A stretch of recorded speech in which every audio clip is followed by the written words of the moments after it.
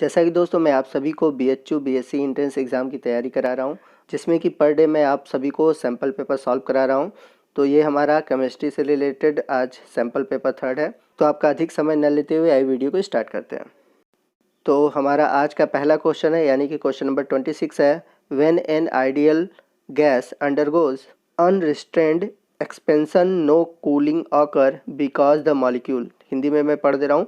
जब एक आदर्श गैस अनर्गल प्रयास से होकर गुजरती है तब उसमें ठंडापन नहीं पाया जाता क्योंकि अणुओं का। तो यहाँ पर जो क्वेश्चन है वो आइडियल गैस का है और यहाँ पे पूछ रहा है कि जब कोई गैस होती है उसमें कूलिंग नहीं होती, जैसा कि यहाँ पर लिखा हुआ है नो कूलिंग ऑकर।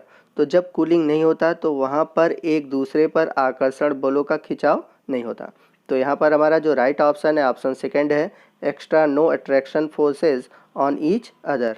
आइए चलते हैं अगले क्वेश्चन की ओर। क्वेश्चन नंबर 27 है, जो कि आपके BHU एंट्रेंस एग्जाम में 2017 में पूछा गया था। The number of radial nodes in 3s and 2p orbital respectively are. तो आपको बताना है कि 3s और 2p कक्षाओं के त्रिज्या गांठों की संख्या क्रमशः है। तो रेडियल नोड निकालने के लिए फार्मूला होता है n-l-1। तो l की जो वैल्यू होती है s के लिए 0 होती है, p के लिए 1 होती है, d के लिए 2 होती है और f के लिए 3 होती है। आप लोगों ने क्वांटम संख्या में क्लास 11th में पढ़ा होगा। तो जैसे यहाँ पे हम सॉल्व करें 3s के बारे में, तो 3s को जो सॉल्व करेंगे तो यहाँ पर n की वैल्यू क्या हो जाएगी, 3 हो जाएगी। l की जो वैल्यू हो जाएगी वो 0 हो जाएगी, यानी कि 3 माइनस 0, फिर उसके बाद -1। तो आप सॉल्व करेंगे तो आ जाएगा 2। अब चलते हैं 2p के बारे में। यहाँ पे 2p के बारे में, गांठ के बारे में जान ले। तो यहाँ पर n की वैल्यू क्या हो जाएगी, 2 हो जाएगी, और l के लिए p की वैल्यू क्या होता है, 1। तो 2 माइनस 1 फिर -1। तो सॉल्व करेंगे तो आ जाएगा 0। तो यहाँ पर 3s के लिए आया 2 और 2p के लिए आ गया 0। तो यहाँ पर हमारा जो राइट ऑप्शन है ऑप्शन फर्स्ट है, 2 एंड 0।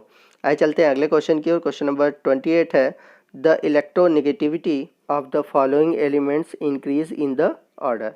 यानी कि यहाँ पर आपको बताना है कि विद्युत ऋणात्मकता का बढ़ता हुआ क्रम कौन सा है। तो हम सभी जानते हैं कि जब भी हम पीरियोडिक टेबल में लेफ़्ट टू राइट जाते हैं तो विद्युत ऋणात्मकता यानी कि इलेक्ट्रोनेगेटिविटी का वैल्यू जो होता है वो इंक्रीज़ होता है। तो अगर हम बात करें सिलिकॉन, फास्फोरस, कार्बन और नाइट्रोजन, तो जो सिलिकॉन से इलेक्ट्रोनेगेटिविटी है वो फास्फोरस की अधिक होती है और नाइट्रोजन की सबसे अधिक होती है इलेक्ट्रोनेगेटिविटी। तो यहाँ पर हमारा जो करेक्ट ऑप्शन होगा ऑप्शन थर्ड होगा। तो यहाँ पर हम लोग ऑप्शन थर्ड को चूज़ करेंगे। तो आप लोग क्लास 11th में पढ़े होंगे, आप उसको एक बार देख लीजिएगा। इस तरह के क्वेश्चन हमेशा पूछे जाते हैं।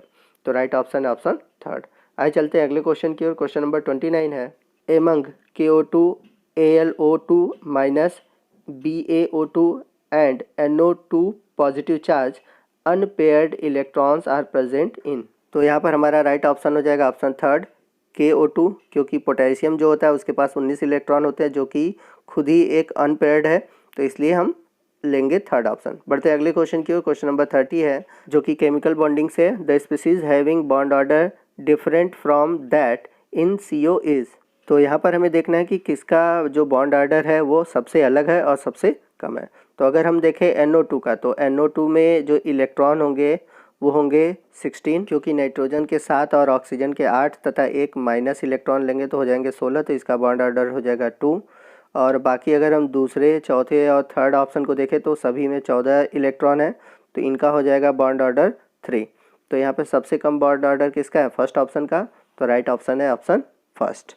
आइए चलते हैं अगले क्वेश्चन की ओर। क्वेश्चन नंबर 31 है, the compound that is not a Lewis acid is. तो आपको बताना है यौगिक में से कौन सा लुईस अम्ल नहीं है। तो यहाँ पर मैं एक इम्पॉर्टेंट चीज़ बताना चाहूँगा कि जो फर्स्ट ए के कंपाउंड होते हैं और सेकंड ए के कंपाउंड होते हैं वे कभी भी लुईस एसिड का फॉर्मेशन नहीं करते हैं, परंतु जो थर्ड ए के कंपाउंड होते हैं वो लुईस एसिड होते हैं।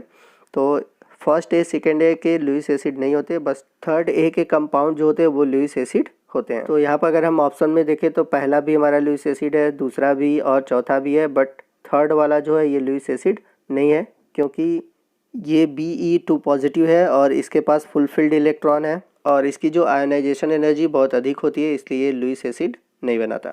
तो आइए चलते हैं अगले क्वेश्चन की ओर। क्वेश्चन नंबर 32 है, for the reaction CO plus H2O is react to produce CO2 plus H2. At the given temperature, the equilibrium amount of CO2 can be increased by. तो यहाँ पे कह रहा है कि जो CO2 का अमाउंट है वो हम इंक्रीज़ करेंगे। तो आपने केमिकल इक्वेरियम में पढ़ा होगा कि जब भी कोई भी चीज़ हमें अधिक मात्रा में चाहिए होती है, जैसे यहाँ पर CO2 क्या है, प्रोडक्ट है, तो जब भी कोई प्रोडक्ट हमें अधिक मात्रा में चाहिए होता है तो हम रिएक्टेंट की मात्रा क्या करते हैं, अधिक लेते हैं, तभी हमें प्रोडक्ट भी अधिक मात्रा में मिलता है। तो अगर हमें CO2 अधिक मात्रा में चाहिए तो हमें CO की मात्रा को क्या होगा, बढ़ाना होगा। तो हमारा राइट ऑप्शन और option 4, increase the amount of CO।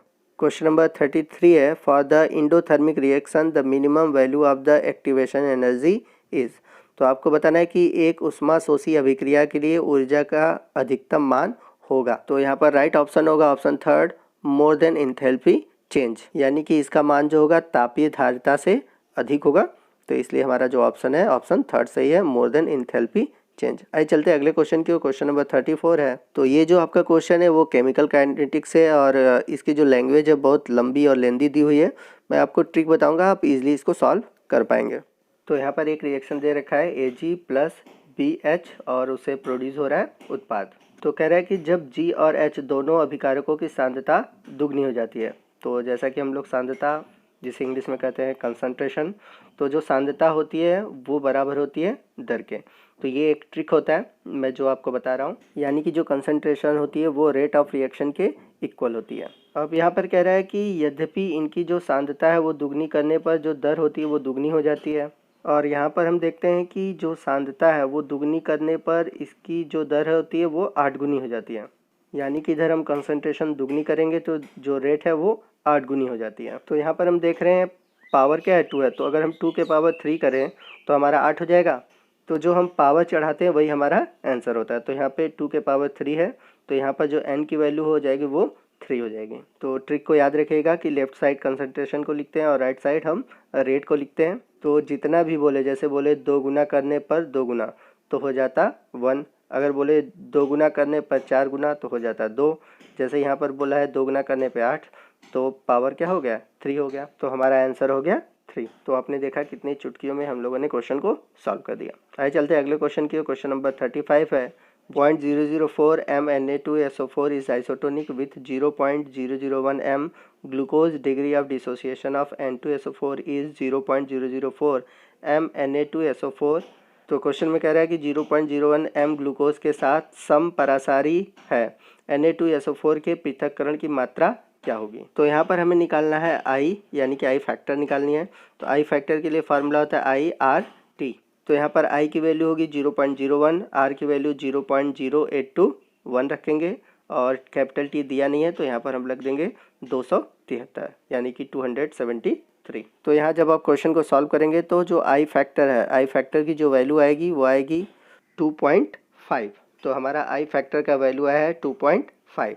आइए अब इसके बाद हम निकालेंगे अल्फ़ा। तो देखते हैं अल्फ़ा की वैल्यू क्या आएगी। तो अल्फ़ा कैसे निकालेंगे, तो हमारा जैसे कि है Na2SO4, तो Na2SO4 को अगर हम ब्रेक करें तो आ जाएगा हमारा 2Na plus SO4 2 minus charge. तो यहाँ पर हमारा हो जाएगा 1 माइनस अल्फ़ा इक्वल टू क्या आ जाएगा, 1 माइनस अल्फ़ा इक्वल टू हो जाएगा 2 अल्फ़ा और यहाँ पर 1 अल्फ़ा। तो यहाँ पर हम टोटल अल्फ़ा निकालेंगे, तो टोटल अल्फ़ा अगर हम सॉल्व करें तो आ जाएगा हमारा 1 प्लस 2 अल्फ़ा। तो अभी हम लोगों ने आई फैक्टर निकाला था, तो आई फैक्टर हम लोग का कितना आया था 2.5। तो 1 प्लस 2 अल्फ़ा इक्वल टू हम क्या ले लेंगे 2.5। तो जब आप इसको सॉल्व करेंगे तो सॉल्व करने पर आपकी जो अल्फ़ा की वैल्यू आएगी वो आएगी 0.75। तो आप इसको परसेंटेज में कन्वर्ट करेंगे, तो जब परसेंटेज में कन्वर्ट करेंगे तो आपका आ जाएगा 75%। तो यहाँ पर राइट ऑप्शन है ऑप्शन फर्स्ट। आइए चलते हैं अगले क्वेश्चन की ओर। तो हमारा अगला क्वेश्चन है क्वेश्चन नंबर 36 है, निम्न में से किसे गर्म करने पर नाइट्रोजन डाइऑक्साइड प्राप्त नहीं किया जा सकता। तो nitrogen dioxide can not be obtain by the heating. तो देखिए जितने भी भारी मेटल होते हैं जिनकी रिएक्टिविटी कम होती है वो NO2 देते हैं।